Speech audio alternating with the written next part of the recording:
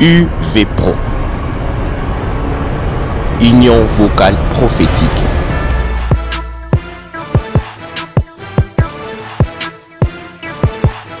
La chaîne d'innovation.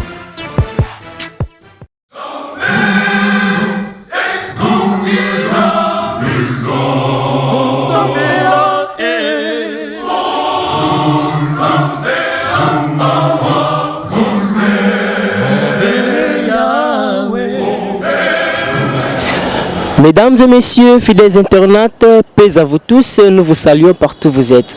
Nous voici encore sur notre chaîne Union vocale prophétique chorale centrale. Aujourd'hui, nous sommes à la sainte du temple central Kassisi.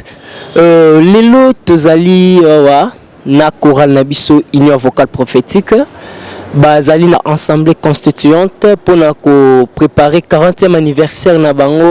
Na yango bokolanda bilili ndenge nini ezolekela. Alors Montréal nasengi moi efe moko ya mukie bongo tokozonga bandeko balandi balanda ndenge nini chorale na biso bazali kobongisa biloko na bango. UV Pro, Union vocale prophétique.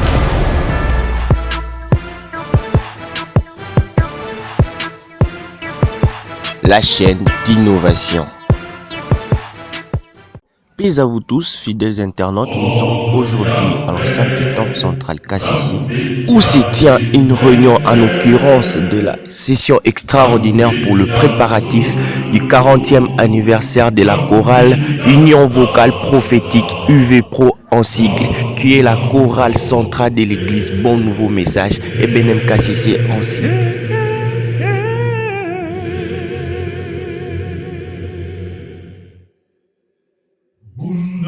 Le révérend apôtre Lumbulu Kabassina Jean Oscar a pris parole en disant que on devait remercier l'Éternel pour la rencontre d'aujourd'hui, étant une chorale œuvrant pour l'œuvre de l'Éternel Yahweh. Cette réunion ne pouvait pas débuter sans une prière proprement dite. La prière a été faite par le révérend apôtre Mandouakila. Yahweh Mokeli. Sempe biso bizali kati na yo Nzambe tonda na uliano tonda na momoto tonda na mawa tonda pena yo Nzambe musakoli bizole zonkem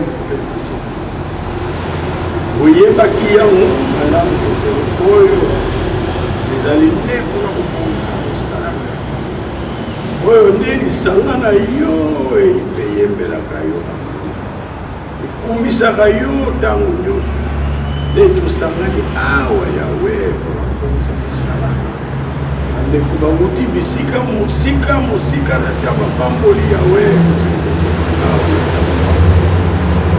nguya na yo Yawe elata moko lisungi na yo Yawe esalaka moko Yawe mokonani na yo oyo akokisa biso liloba Yawe lata ye euti epa na yo Yawe kitela ye mpona kotonga Yawe libota na yo apamboli na yo Yawe tosengi ebandeli nofuka topesi yango na maboko na yo oyo mpe baye awa te oyebi ntina la to bazali koyambe ezalaka maso tosengi bobele na nkombo na yo tikete ezala na se ya mapamboli na yo ale yaka nkolo Yawe na nkombo na yo mosa. La prédication a été faite par le révérend apôtre Mbenza Pambu Anissi. Na nkombo na nkolo Yawe kimia. Méditation na biso tozwi yango na Proverbe chapitre 16 totangi verset moko 20 na Torah makomi mazali boye kuna sima bozoka. Qui réfléchit mûrement à une affaire s'assure des avantages. Mais heureux qui met sa confiance en l'Éternel. na lingala moto oyo akokanisaka malamu akolonga oyo atiaka motema na Yawe azwaka esengo na bokokisi ya programme oyo mpe tolingi kobanda koyoka liloba na yo epesa biso orientation mpona likambo toyeli awa sunga biso kozwa ya motuya ekosalisa biso mpona ntina na yango na nkombo na yo mosantu tika manso mazala ya kopambola. Aleluya. Yaka nkolo Yawe na nkombo na yo mosantu. Akokanisaka malamu qui réfléchit mûrement. Surtout qui littéralement tu vas dire abelisaka, donc réflexion là abelisi yango. C'est-à-dire azako réfléchir avec beaucoup d'attention na likambo. Azako tala ba facette nyonso.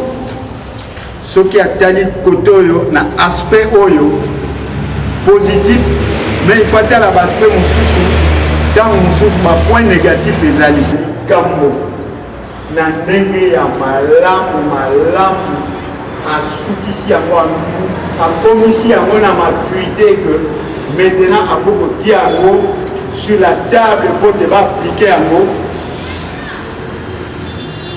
azwaka avantage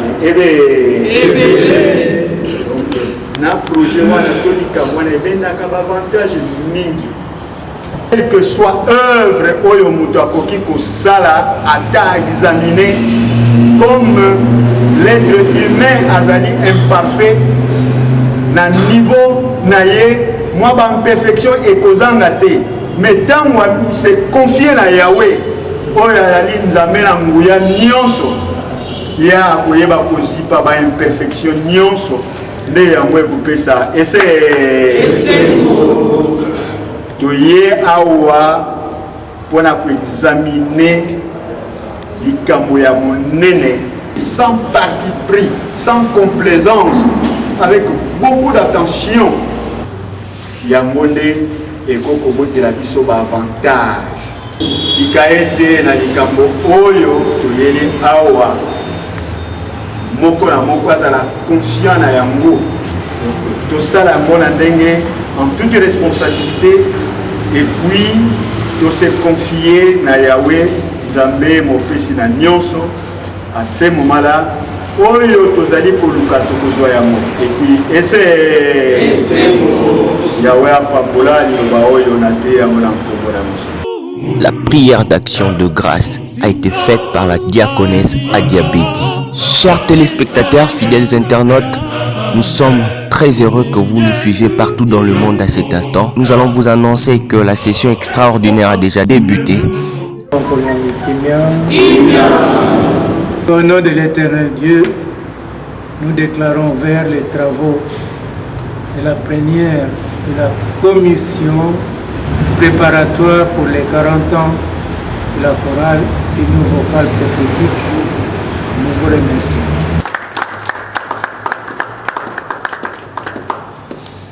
Nous avons d'abord la présentation des membres du comité préparatoire. Présentation des membres du comité préparatoire pour les festivités de 40 ans de la chorale Union vocale prophétique. Deuxième point, adoption des propositions de constitution des sous-commissions et de leurs animateurs. UVPRO, Union vocale prophétique.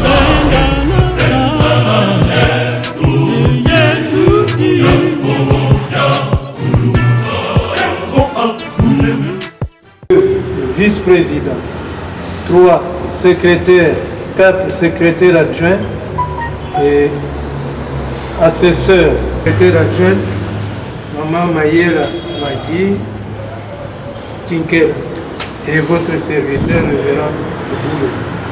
Empêché, je vois un seul, prédicateur Mbouboudou qui n'est pas là. Nous avons le révérend apôtre Mandouakila, doyen. Mettez-vous debout. Le révérend apôtre Mbenza Pambou, prédicateur Jules Bédi Kiveka, diaconesse Hélène Kibunu, empêché. Diaconesse Binda Germaine, empêché. Diaconesse Pakoutete Caro, voilà. Publication presse et montage documentaire. Présidente diaconesse Magui Kikela. Vice-président, prédicateur Ref Nilson Mimbia des États-Unis, du Canada. Membre Prédi Fidèle Gougou. Et puis une hors pro, comme elle est du domaine, Maman Julia Mamboué. UVPRO, Union vocale prophétique.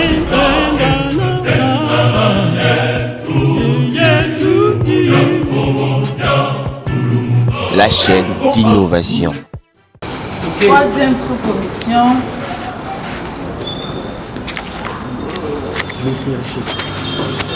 Commission qui s'appelait cultuelle, échangée, donc comme on appelle en gros commission liturgie.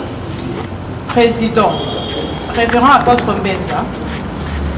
Le vice-président, Prédi Mbungu Philippe. Membre, Prédi Kondevangu. Prédi Jules Kiveka, diaconesse Binda Germaine. Nous avons diaconesse Pakoutete, diaconesse Kibounou, diaconesse Kebi. Tous de Kinshasa. Tous de Kinshasa, bien entendu. UVPRO, Union vocale prophétique.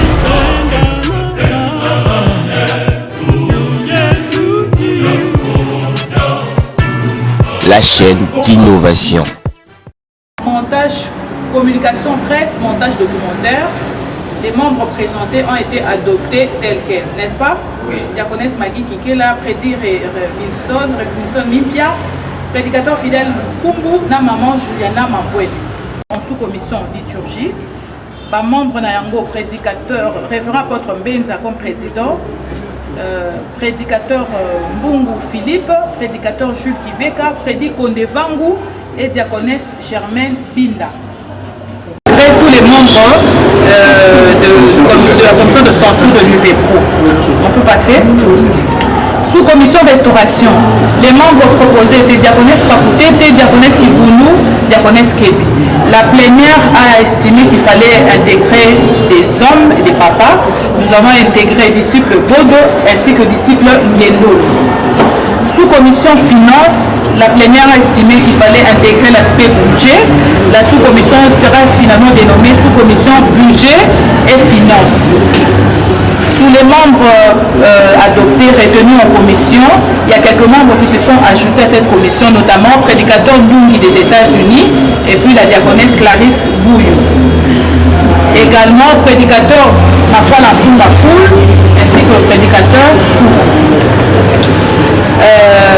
sous-commission logistique, président Prédi Mapanga Nangoma, diaconesse Adiabès vice-président, Prédi Miel Abraham, membre Prédi Sakala Mwanda, disciple disciple Papi Ndombe, na prédicateur Masiangi, la paroisse Séléma.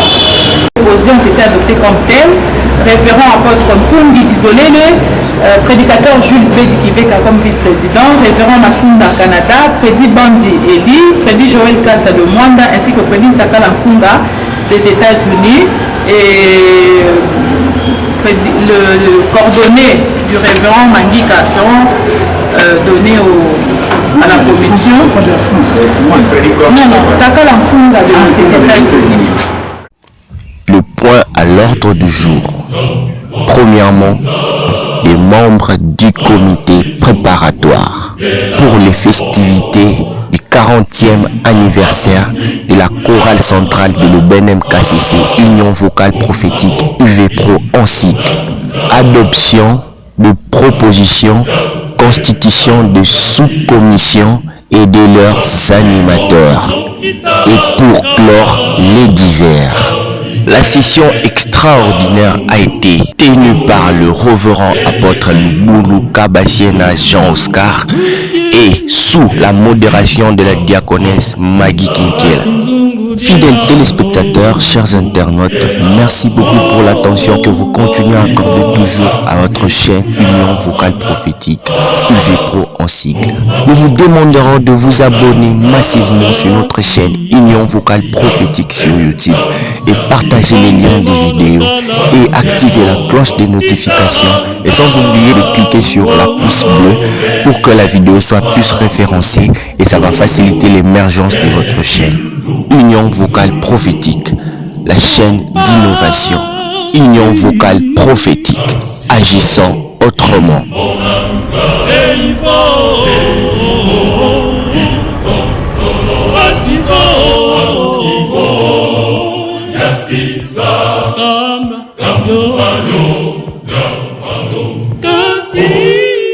Yahweh, natondi na Yahweh, matonda biso na patience. Merci. Ici tuza kozonga tomema kimia na mabota pe na bantité na biso. Toyoki totelema tokondo.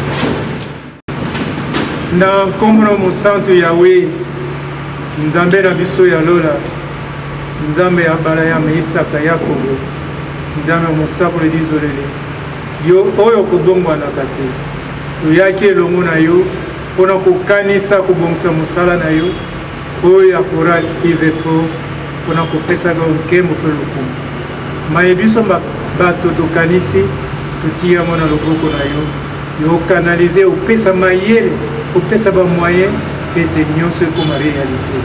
Na nkombo na tosengi bongo sasa epi moko na moko kokende nzela mpona bozongi na ndako, tambolisa batela mpe longa, kanisa ete bazwi bacharge ya kobongisa osopela bango mayele ete na date wana ele 7 août baya na quelque chose bakopresente po ete maso maleka na kimia na nkombo na mosantu esengi bongo. Pambola lingoma na ebenem, pambola mosakoli dizolele, sante malamu mpe mibu mingi, pambola biso banso na nkombo na mosantu kimia ombela mpe kati na RD Congo ezala bongo mpona nkembo mpe lokumu na yo. Alleluya. Yaka nkolo Yawe na nkombo na yo mosantu. Nkombo ya nkolo Yawe kimia. Merci. UVPRO, Union Vocale Prophétique.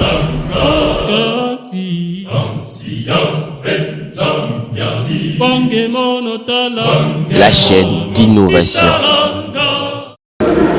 Na nkombo na kolo Yawe bandeko balandi biso moko tozali komona tozali déjà awa na kati ya paroisse ndenge Chorale UVPRO ezali kobongisa milulu na bango ya 40e anniversaire pour na chorale na bango nde na yango tokoyamba quelques-uns na bango bakoya pe bakoyebisa biso mwa litatoli muke na manso oyo esili koleka awa. Tolanda, restez branchés sur votre chaîne Union Vocale Prophétique Chorale Centrale. Merci.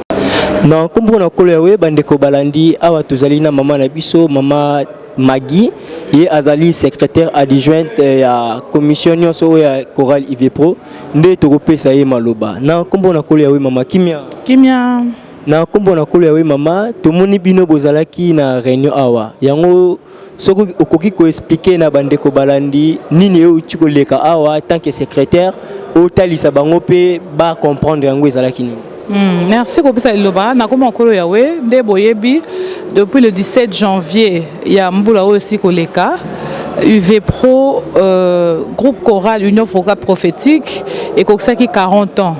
Bolandaki bao balandaka biso na bilili balandaki tokena epa mosakoli na Yawe pona ko année passée, c'est 39e anniversaire, je m'excuse. Donc, UVPRO ici 40 ans le 17 janvier 2021. Parce qu'ils ont créé le 17 janvier 1981. Donc, année passée, c'est qui 39e anniversaire, on n'a pas Mosakoli.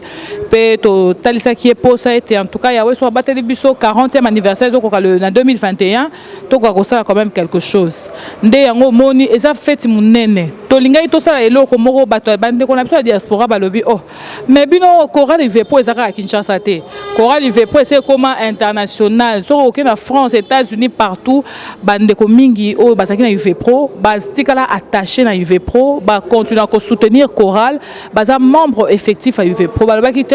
Et c'est que surtout to vanda, tout ça de manière posée. To luka to ça la festivité moko ya munene oyo ko ça ke bande ko na biso pe ba uta ba diaspora ba Angola car na États-Unis te Europe te mais bande ko musu ba na Angola ba musu ba na Congo Brazzaville o ba yemba na biso pe ba oyo ba linga ka UV Pro bango pe ba ko participer na 40e anniversaire ndo moni mise en place c'est ça qui a comité préparatoire et où ils a dirigé na révérend Porte Lubulu ancien choriste mais très attaché na UV Pro de topona qui est yende a présider comité wana. Alors to bongi ça qui était na kata comité pour na rosala il faut beaucoup de têtes qui doivent réfléchir to qui en place ba sous commission et rosunga ete musala wana ya 40e anniversaire ezala vraiment ya kitoko ya mnene nde ezaki na niveau interne comité bongi ça qui nde po za agréé et c'est rien à soko associer toute la chorale. Nde tina milulu ya lelo eza plénière assemblée plénière to bengisa bango total sa bango mai o biso to bongisa ki na niveau ya comité pe bango pe bakisi basali ba amendement ebele ezaki vraiment très fructueux ba travaux na biso nde to zui sikoyo ba animateur ba o ba ko présider ba commission moko na moko ba msuba na poto ba msuba na États-Unis Canada pe a na Kinshasa to sala elongo nde to kani to kozonga isusu le 7 août pour évaluer ndenge to bongisi ndenge to avancer parce que chaque commission ndenge zo kende et aux amener des documentaires et au senga ma moyen il faut to évaluer ko senga ndenge nini pour na to réaliser documentaire on a to représenter le 7 août tant to ça nyonso pour préparer budget il y a anniversaire UV Pro il y a onde musala auto sala moko malelo. En tout cas maman merci beaucoup pour na ko éclaircir sur na bandeko ba comprendre eloko nini Boaki Kosala Lelo. En tout cas, vraiment, merci maman pour la news. Merci. Merci beaucoup. Soutien, il y a non choriste à UV Pro, la diaspora, la Kinshasa, balingaka œuvre koyembela Yahweh na chorale UV Pro, batia matoi pour tozana besoin na bango pe pour na kotia maboko pour te likambo e ko kende liboso pe réussir. Merci beaucoup. Bon, merci beaucoup. Bandeko Balandi, binomoko bouti koyoka mama Magui. Secrétaire adjointe ya commission ya chorale Ilvo Pro nde na bongo boyoki asengi soutien na bandeko nyonso ba diaspora ba choriste et puis non choriste ba o ba yemba na Ilvo Pro même bino ba o non bokoti te bazo senga soutien en tout cas bo soutenir bango pona milulu oyo eleka vraiment malamu na kombo na koleawe nde tozozwa apôtre Mandwakila yewana pe ajali koya tozo le kanaye. Merci. Quelque part bakoya alors il faut organisation moko ya malam raison pour laquelle tu se retrouver Merci beaucoup papa, en tout cas merci beaucoup vraiment ndenge éclaircir biso lisusu makasi.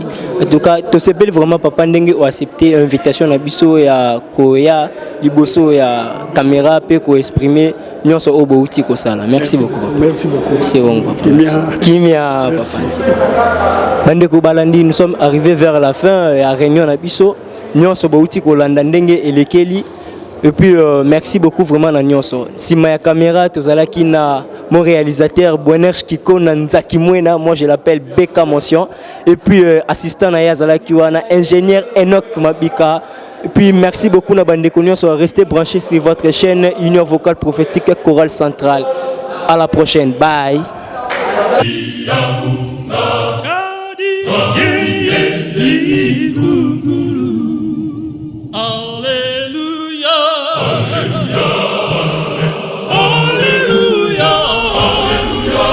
UV Pro, Union Vocale Prophétique.